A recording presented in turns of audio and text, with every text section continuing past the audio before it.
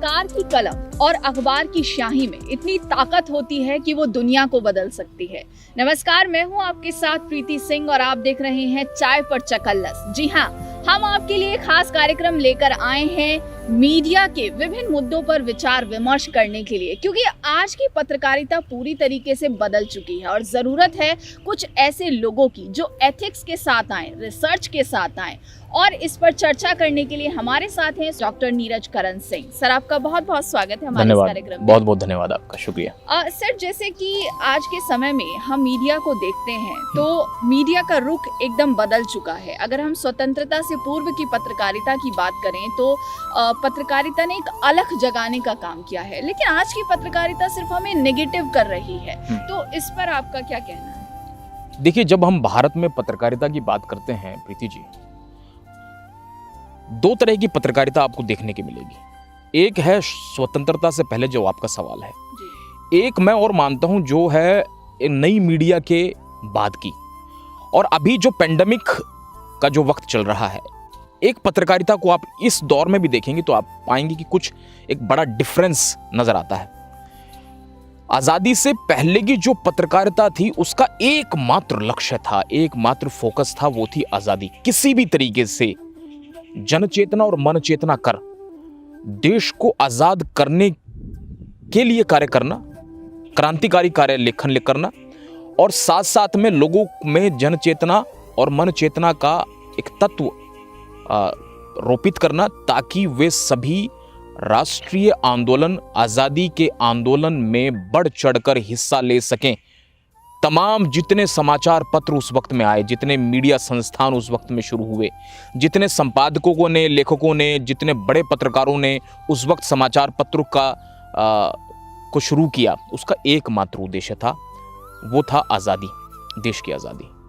और वो सब के सब उसी लय में, उसी रूप में, उसी दायित्व के साथ में उस कार्य को कर रहे थे, और उसका परिणाम भी निकला। हम 1857 के क्रांति की बात करें तो मीडिया का, या उस वक्त की प्रेस का, उस वक्त के समाचार पत्रों का एक बहुत बड़ा योगदान था, और एक अलग तरह की क्रेडिबिलिटी थी, एक अलग तरह की विश्वसनीयता थी। आज़ादी के बाद में ये दौर जो है ना, थोड़ा सा बदलना शुरू हुआ, और बदलते जब नई मीडिया आपके सामने आती है, जब देश में नई मीडिया का दौर आता है, जब इंटरनेट का दौर आता है, उस इंटरनेट के दौर के साथ साथ में नई मीडिया जो आई, उसने बिल्कुल अलग मीडिया का रुख कर दिया और प्रोफेशनल मीडिया हो गई। ये मिशनरी पत्रकारिता से प्रोफेशनल मीडिया में कन्वर्ट होना शुरू हो गया। और आजादी से पहले ये एक मिशन था, उसके बाद में ये प्रोफेशन बन गया। आजादी से पहले मिशन था, इसके बारे में बताने की आवश्यकता मुझे लगती नहीं। लेकिन सर, आज की पत्रकारिता को देखकर तो ये लगता है कि पत्रकारिता ना तो मिशन है, ना प्रोफेशन है, बल्कि ये एक बन गया है अपनी गुटबाजी दिखाने का तरीका। नहीं, इसको गुटबाजी से भी ऊपर मैं कहूँगा, इसमें और ज़्यादा अगर शोध तौर पर हम देखें तो मैं पाऊँगा कि इसके अंदर ये उपक्रम बन गया है। कल्चरल इंपेरियलिज्म का बहुत बड़ा उपक्रम भारत के अंदर मीडिया बन चुका है, ठीक है। और ये कोई एक सामान्य टिप्पणी नहीं है, इसके पीछे अगर आप विमर्श करेंगे तो आप पाएंगे कि ऐसा है, क्योंकि एक अलग तरह की संस्कृति, एक अलग तरह का कंटेंट, एक अलग तरह का विमर्श जो है वो मीडिया ने स्थापित करने की कोशिश नई मीडिया के जन्म के बाद में करनी शुरू की। तो मैं जो आपको बता रहा था कि एक आज़ादी से पहले एक मिशन भाव था, और भारत के अंदर ये सनद रहे हम सभी को कि भारत के अंदर मीडिया जो है ना, वो कोई एक रात का जन्म नहीं है कि एक रात में उसका जन्म हो गया या किसी एक विचार से जन्म हो गया। भारत के अंदर जो मीडिया है वो आंदोलन से जन्मा एक मीडिया है, और जब आंदोलन से जन्मा एक मीडिया है तो बहुत बड़ी जिम्मेदारी मीडिया और मीडिया संस्थानों की और मीडिया कर्मियों की बनती है। नए मीडिया के बाद में वो प्रोफेशन इतना ज़्यादा प्रोफेशन हो गया, इतना ज़्यादा प्रोफेशनल हो गया कि कुछ का कुछ हो गया, ठीक है ना। कंटेंट नहीं रहा, विमर्श नहीं रहा, समाचार के रूप में नहीं आया, सूचनाएं जो थी वो सूचनाएं के रूप में नहीं आई। तो सब चीज़ें कहीं ना कहीं मिलावटी और विकृत होती चली गई। और उसमें जब हम जब भारतीय ज्ञान पद्धति और सिद्धांत को पढ़ते हैं, संचार सिद्धांत को पढ़ते हैं और विदेशी संचार सिद्धांत को पढ़ते हैं, तो एक सिद्धांत बड़ा ही प्रबल है, उसे हेजेमनी भी कहेंगे और उसे कल्चरल इंपेरियलिज्म भी कहेंगे। तो वो मीडिया उसके बाद में जो प्रोफेशनल जब मीडिया हो गया ना, तो मीडिया जो है उपक्रम बन गया कल्चरल इंपेरियलिज्म का। और जब पेंडेमिक शुरू हुआ तो इस पेंडेमिक में मोड़ देखिए आप, एक नई तरह की पत्रकारिता बिफोर कोरोना और आफ्टर कोरोना एक अलग तरह की पत्रकारिता आप देखने को मिल रही है। टीवी पे अक्सर हम अधिकतर चैनल्स जी। जो हैं उसी को फॉलो भी कर रहे हैं, और बात अगर न्यूज़पेपर्स की करें, यूट्यूब चैनल्स की करें, तो वो भी इसी चीज़ को फॉलो कर रहे हैं। सर, जैसे कि आपने भी बताया कि before corona and after corona एक डिफरेंस हम देखने के लिए हमें मिलेगा, तो मैं ये जानना चाहूँगी कि आपको क्या क्या खामियां नज़र आ रही हैं इस प्रोफेशन में? देखिए, एक सबसे बड़ा जो खामी है, या खामी कह लीजिए, या ग्रहण लगता जा रहा है मीडिया को, वो है उसकी विश्वसनीयता का, क्रेडिबिलिटी का। एक पत्रकार की क्रेडिबिलिटी थी कि वो सरकार को निर्माण भी करता था और सरकार को गिरा भी दिया करता था। एक पत्रकार की थी कि वो समाज के अंदर एक अपने आप में इतना प्रबुद्ध व्यक्ति था कि अगर आपने ये कह दिया समाज के किसी भी प्रबुद्ध व्यक्ति को, या कहीं भी किसी भी मंत्रालय में, किसी भी विभाग में, सरकारी विभाग में, या पंचायत में, या सोसाइटी में कभी कह दिया कि मैं पत्रकार हूं, तो एक सम्मान मिला करता था। आज उस सम्मान को हमने, आपने, हम सब ने मिलकर जो है ना, इस कदर अविश्वसनीय बना दिया कि पत्रकारों पर मुकदमे होने लगे, पत्रकारों को पीटा जाने लगा, मीडिया संस्थानों के ऊपर हमला होने लगा, और मीडिया संस्थानों पर इस कदर हमला होने लगा कि उनकी क्रेडिबिलिटी दांव पर लग गई है। तो मैं मानता हूं कि क्रेडिबिलिटी का सबसे बड़ा घोर संकट इस वक्त में है क्रेडिबिलिटी। दूसरा है वायरल पत्रकारिता। संक्रमण के दौर में पत्रकारिता घूम रही है। ये पूरा का पूरा काल जो है पत्रकारिता के लिए संक्रमण का काल है। संक्रमण किस तरह, और संक्रमण कोई पॉजिटिव चीज नहीं है। संक्रमण का मतलब होता है नेगेटिव थिंग है। हमेशा संक्रमण जो है ना, कोई भी एक व्यक्ति से दूसरे व्यक्ति को लगने वाला संक्रमण, कोरोना काल है, कोरोना कोई और कुछ नहीं है, संक्रमण है। एक ऐसा वायरस है, एक जैविक वायरस है जो संक्रमण फैलाता है, एक व्यक्ति से दूसरे को लगता है। तो पत्रकारिता भी आजकल के दौर में जो है ना, वो पत्रकारिता संक्रमण के दौर में है। और ये समझना पड़ेगा एक पत्रकार को भी और एक मीडिया संस्थान को भी कि संक्रमण से बचना है। क्योंकि एक बार आप संक्रमित होगे तो आपने पूरी मीडिया को संक्रमित कर देंगे, पूरे पत्रकारों को संक्रमित कर देंगे। और अगर आप संक्रमित होगे तो पूरा समाज, सोसाइटी सब संक्रमित हो जाएगा। क्योंकि आप जो है, आप लोक शिक्षक हैं। मीडिया संस्थान, मीडिया, पत्रकार जो है लोक शिक्षण का कार्य करता है। और अगर आप संक्रमित विचारधारा से, संक्रमित तत्वों से अगर आप प्रभावित हैं, तो आपने सबको संक्रमित कर देना है। ठीक है ना? क्योंकि ज्ञान विज्ञान को समझने का सबसे प्रबल माध्यम जो है वो मीडिया भी है।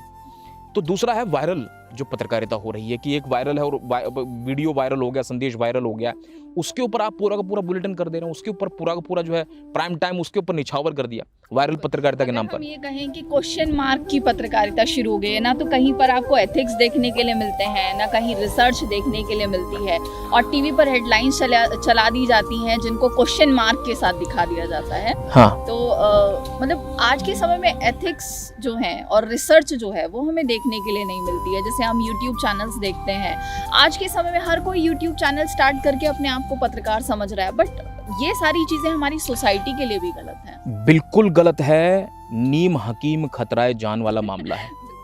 समझ रहे हैं आप?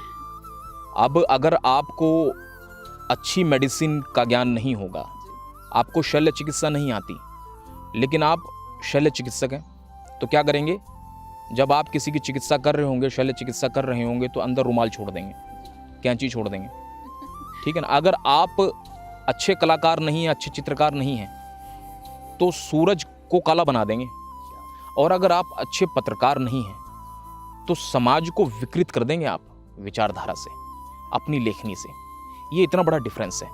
और जिस व्यक्ति को एथिक्स की समझ नहीं है, जिस व्यक्ति को पत्रकारिता के तत्वों, पत्रकारिता के मिशन भाव की समझ नहीं है, वो पत्रकार नहीं हो सकता। मैं प्रबल तौर पर कहना चाहूंगा।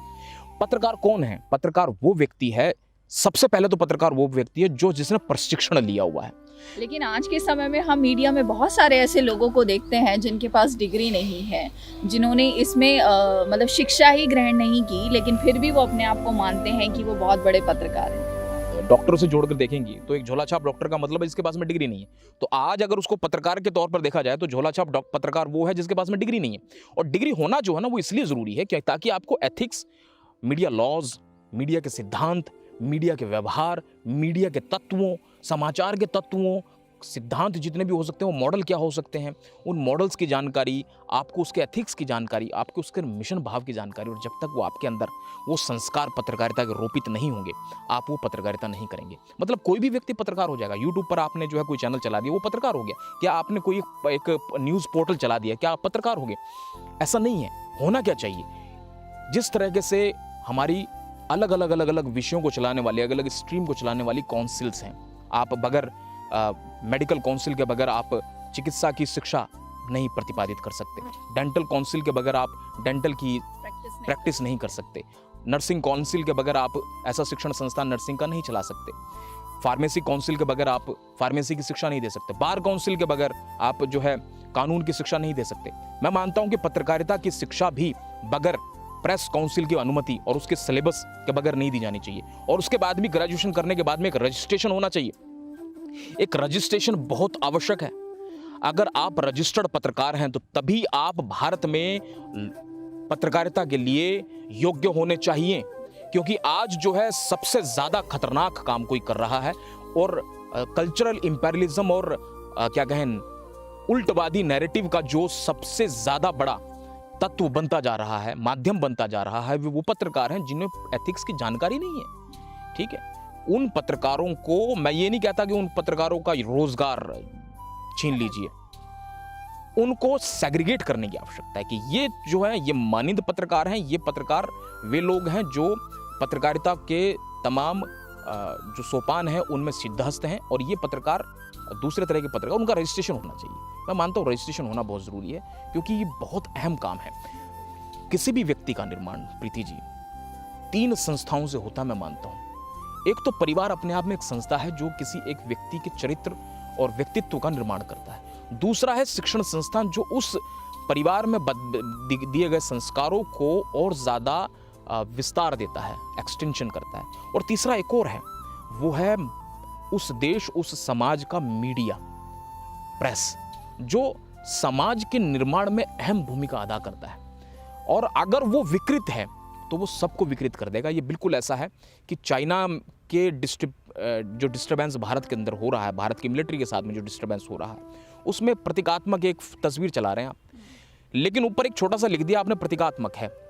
उस प्रतीकात्मक वीडियो का असर क्या हो रहा है, आम लोग जो जानते नहीं हैं वो उसका बहुत बड़ी परसेंटेज है, उसको सच समझ के मान रहे हैं कि यही घटना घटी थी।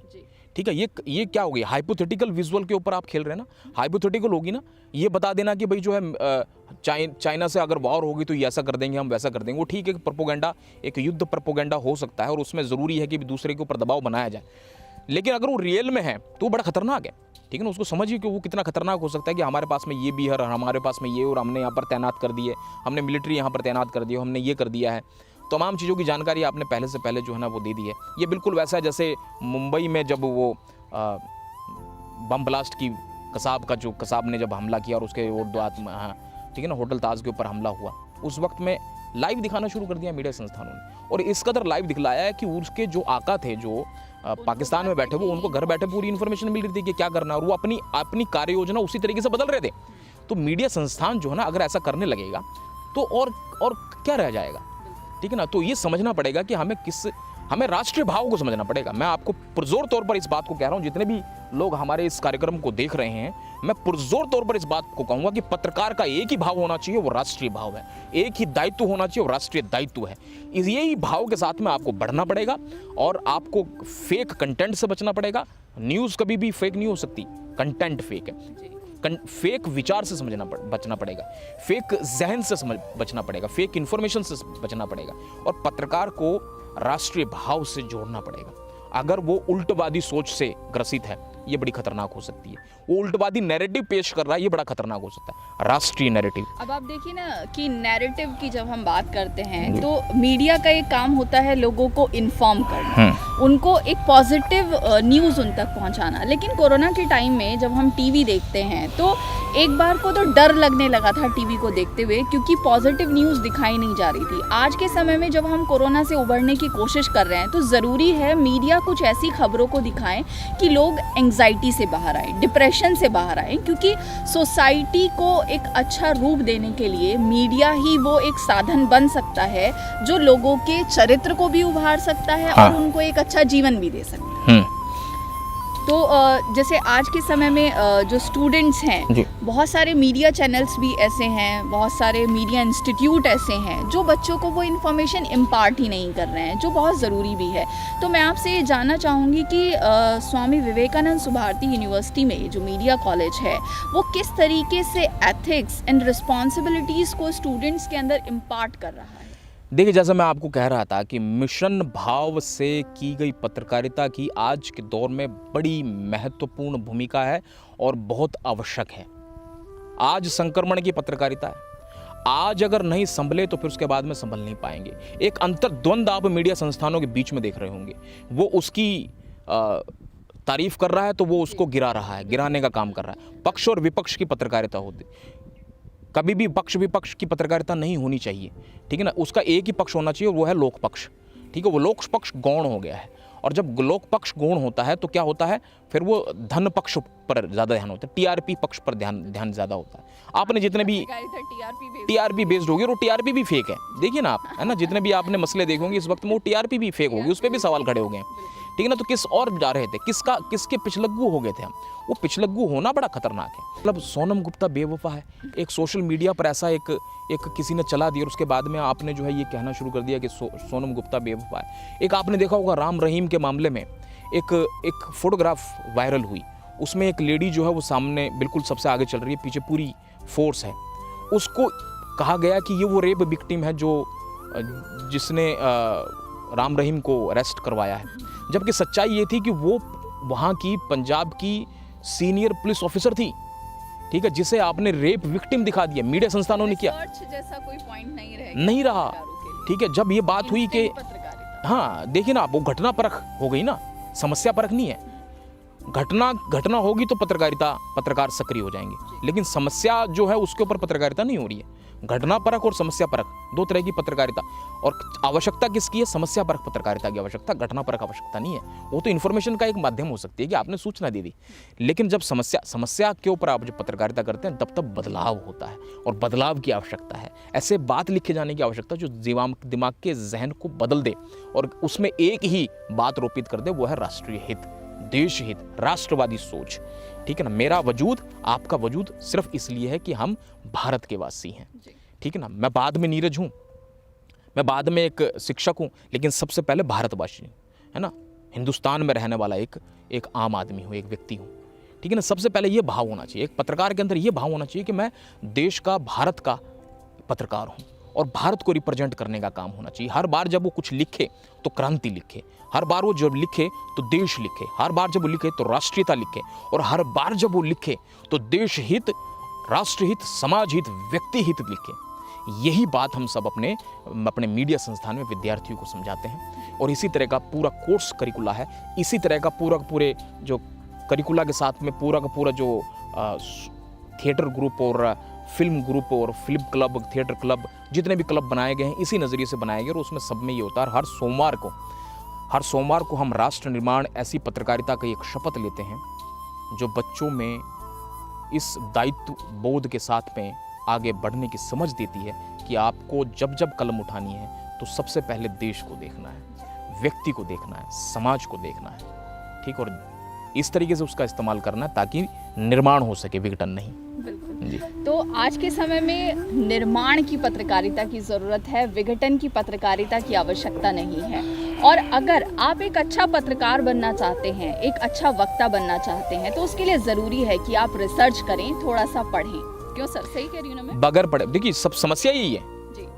प्रोफेसर हमारे गुरुदेव हैं के.जी. सुरेश जी, एक बात बड़ी प्रखर तौर पर कहते हैं कि आज के पत्रकार वो बगैर पढ़े लिख रहे हैं, आज के वक्ता जो है बगैर सुने बोल रहे हैं, और बगैर सुने बोल रहे हैं, बगैर पढ़े लिख रहे हैं, ठीक, और बगैर जाने कह रहे हैं, ठीक है ना। इससे बचने की आवश्यकता है, इससे बहुत बचने की आवश्यकता है। और जब आप पढ़ते हैं, जब आप लिखते हैं, जब आपके पास में कंटेंट होता है तो बोलते भी बहुत अच्छा और उसका इम्पैक्ट होता है, ठीक है ना। आप 10 पेज पढ़ना और 1 लिखना, ये बहुत आवश्यक है एक पत्रकार के लिए, एक शिक्षक के लिए, में ये आवश्यक भी हो गया। हाँ, कम से कम अध्ययनशील होना, अध्ययनशील होना बहुत जरूरी है। आपको समझ नहीं है पर्यावरण की, लेकिन पर्यावरण पे बोल रहे हैं आपको जानकारी नहीं है कि जो सामाजिक मुद्दे हो सकते हैं वो, आज देखिए ना पूरा बिहार का इलेक्शन हो गया, जितने भी पोस्ट जो पोल थे ठीक है ना, प्री पोल और पोस्ट पोल सारे फेल हो गए। रीजन क्या था? क्योंकि ग्राउंड जीरो पर जाकर पत्रकार जो भांपता था वो भांपना बंद कर दिया। अब वो क्या कर रहा है, वो एसी के रूम में बैठा हुआ है, वो न्यूज रूम में बैठा हुआ है, और न्यूज रूम में और व्हाट्सएप पर जो भी वायरल जो चीज हो रही है उसको कंटेंट बना रहा है वो, ठीक है ना, उसको कंटेंट बना रहा। हो क्या रहा है कि उसको जानकारी नहीं मिल पा रही है। जो जानकारी उसको ग्राउंड जीरो पर जाकर पता लगती थी कि आखिर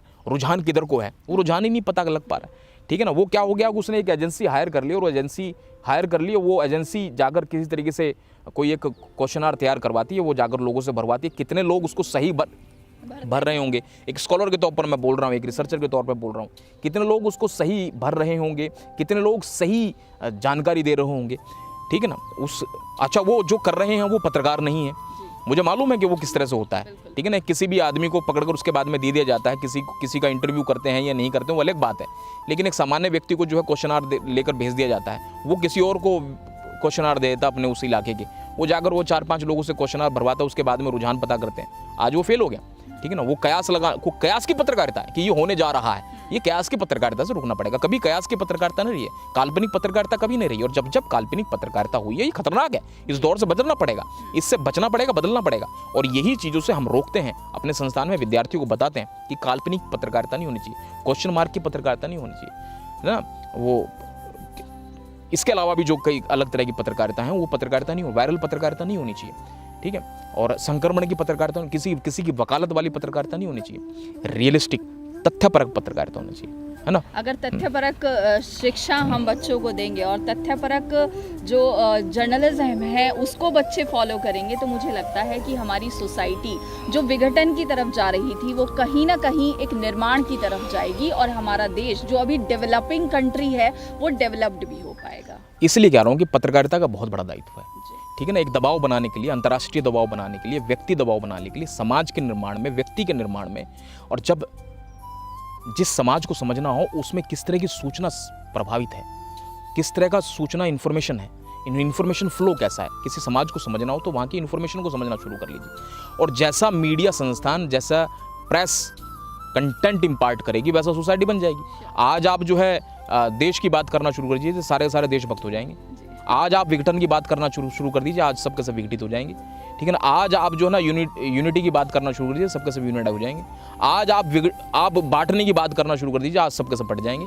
तो मीडिया उसको रूल करता है, और ये हर सत्ता के हर काल में ये रहा है, ठीक है ना। हम अपने वैदिक परंपरागत माध्यमों की बात करें तो 2 तरह के मीडियम देखे जा सकते हैं। एक मीडिया शासन का हुआ करता था, एक परंपरागत जनमाध्यम जो है शासन का हुआ करता था, शासन चलाने के लिए। एक होता था आम आदमी का, ठीक है ना, जिसमें मेले लगते थे, जिसमें चौपाले लगती थी, जिसमें नौटंकियाँ हुआ करती थी, ठीक है ना। एक होता था शासक का, जिसमें मुनादी का ढोल से वो अपनी इन्फॉर्मेशन आम जन तक पहुँचाने का कार्य किया करते थे। एक हुआ करता था जिसमें दूत हुआ करता था ना, जिसमें दूत के साथ में गुप्तचर हुआ करते थे। वो गुप्तचर, दूत, ये तमाम जो है ना व्यवस्था शासन की हुआ करती थी। और एक समाज की व्यवस्था होती थी जिसमें मेला लगता था, जिसमें लोग बैठकर चौपाल में बातचीत किया करते थे, लोक संगीत, लोक कथाओं से जो है कंटेंट को एक जनरेशन से दूसरी जनरेशन को बांटा करते थे। आज वो प्रभुत्वशाली लोगों का एक माध्यम सा बनता जा रहा है और देश के खिलाफ नैरेटिव को ज़्यादा जन्म दे रहा है, जबकि देश के पक्ष में जो नैरेटिव होना चाहिए उस पर कम बात कर रहा है। तो ऐसे मीडिया की आवश्यकता है, ऐसे मीडिया संस्थानों की आवश्यकता है जो अंतर्द्वंद को बंद करे, ठीक है ना। ऐसा कभी सोचा नहीं था कि एक मीडिया संस्थान दूसरे मीडिया संस्थान की बुराई करेगा, उस पर सवाल खड़े करेगा, ठीक है ना, या उसको कटघरे में खड़ा करेगा। ऐसा मीडिया कभी नहीं सोचा था, ठीक है ना। आवश्यकता इस बात की है कि जब दूरदर्शन जैसा राष्ट्रीय लोक प्रसारक, ठीक है, वो अगर पाक ऑक्यूपाइड कश्मीर का पूरा जो मौसम का हाल है वो बता रहा है, तो क्या वो किसी निजी समाचार चैनल को नहीं दिखाना चाहिए क्या? उस पर कोई हित है ना, राष्ट्रीय हित है, व्यक्ति हित नहीं है, कोई किसी पार्टी का भी कोई हित नहीं है, किसी पॉलिटिक्स का भी हित नहीं है, किसी व्यक्ति विशेष का भी हित नहीं है, वो राष्ट्रीय हित है। ये हमें भी पता है, ये आपको भी पता है, और जितने लोग हमारे इस कार्यक्रम को देख रहे होंगे उन्हें भी पता है कि अगर पाक ऑक्यूपाइड कश्मीर का मौसम का हाल जो है वो हमारा दूरदर्शन दिखा रहा है, तो क्या वो किसी निजी समाचार चैनल को नहीं दिखाना चाहिए? क्या वो देश से बाहर का चैनल है क्या वो देश से बाहर के लोगों के लिए है क्या? वो देश का चैनल है, उसको भी दिखाना चाहिए, ठीक है ना। वो क्योंकि कूटनीति का हिस्सा है, और जब कूटनीति का हिस्सा तो चारों तरफ से जब कूटनीति प्रभावी होगी और उसको प्रोपोगेट किया जाएगा, तब जाकर जो है वो वो जो लक्ष्य निर्धारित किया गया उसको प्राप्ति होती है। जी। तो ये करना चाहिए, ठीक है ना, इस ओर चलना चाहिए पत्रकारिता को, और जब चलेगी तो परिणाम जरूर मिलेंगे। बिल्कुल। ठीक है। जब हम अपने लक्ष्य की तरफ पूरी मेहनत के साथ आगे बढ़ते हैं तो उस लक्ष्य को हम भेद भी पाते हैं। अगर आप एक अच्छा रिपोर्टर बनना चाहते हैं, एक अच्छे राइटर बनना चाहते हैं, या आप फिल्म में जाना चाहते हैं, या फिर आप किसी न्यूज़ चैनल में भी जाना चाहते हैं, तो ज़रूरी है कि आप एथिक्स को फॉलो करें, बिल्कुल। आप रिसर्च को करें, क्योंकि आप वो व्यक्ति हैं जो इस समाज का निर्माण कर सकता है, एक व्यक्तित्व का निर्माण कर सकता है। तो आज के हमारे इस प्रोग्राम में इतना ही। सर, बहुत बहुत धन्यवाद कि मीडिया के इस बदलते रुख पर आपने अपने विचार रखे। बहुत बहुत धन्यवाद, आपका शुक्रिया। इस विषय पर विमर्श हुआ और चाय पे चकल्लस इतना बेहतरीन कार्यक्रम होगा कि हम अगले फिर नए एपिसोड्स में अलग अलग विषयों के ऊपर बातचीत करेंगे, और एक मीडिया रिव्यू का एक ये कार्यक्रम जो है हम अपने लेकर हम हमेशा आया करेंगे, और इस पर विमर्श होगा। चाय के चकल्लस इस कार्यक्रम में बुलाने के लिए आपका बहुत बहुत धन्यवाद। धन्यवाद सर। सो अगर मैं फिर से वही बात बोलूँगी कि अगर आप एक रिपोर्टर बनना चाहते हैं तो उससे पहले ज़रूरी है कि आप अपने व्यक्तित्व का निर्माण करें, आप राष्ट्र हित के लिए काम करें, देश हित के लिए काम करें, क्योंकि जब आप सर्वप्रथम अपने देश को रखते हैं तो आपका विकास स्वयं ही होने लगता है। तो आज के हमारे इस कार्यक्रम में इतना ही। मिलते हैं अपने नेक्स्ट एपिसोड में, यानी कि चाय पे चकल्लस में।